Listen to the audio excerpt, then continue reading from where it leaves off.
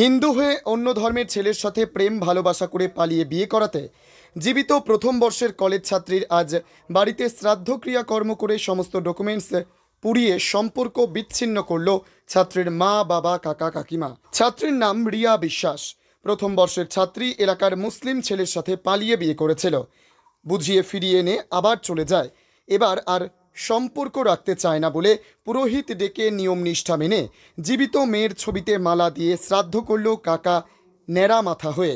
বাবা টোটন বিশ্বাস কর্মসূত্রে ইসরায়েল রয়েছে, সেখানে যুদ্ধ পরিস্থিতিতে বাড়ি ফিরতে পারছেন না এই মুহূর্তে, তাই তার ভাই সোমনাথ বিশ্বাস মেয়ের কাকা শ্রাদ্ধ করল। বাড়ি নদিয়ার সীমান্তবর্তী এলাকা কৃষ্ণগঞ্জ খাটুরা পাড়াতে।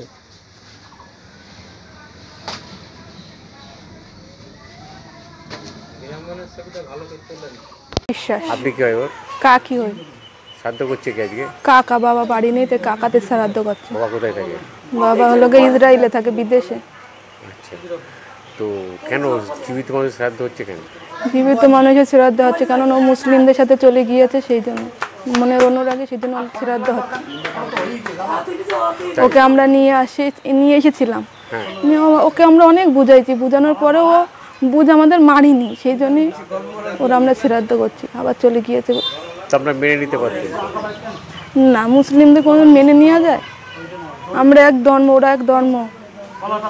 যদি আবার ফিরে আসে আমরা নেব না তোকে। ফিরে না আসার জন্যই তো আমরা শ্রাদ্ধটা করছি। আমরা কোনোদিন ওকে মেনে নেব না তো। আপনার নাম? আমার নাম টুম্পা বিশ্বাস। হিন্দু মেয়ে যাতে মুসলিমদের ঘরে যাতে না যায়, সেই জন্যে এই শ্রাদ্ধটা আমাদের করা, এই পরিণয়টা করা আমাদের, যাতে কোনো হিন্দু মেয়ে যাতে মুসলিমদের ঘরে যাতে না যায়।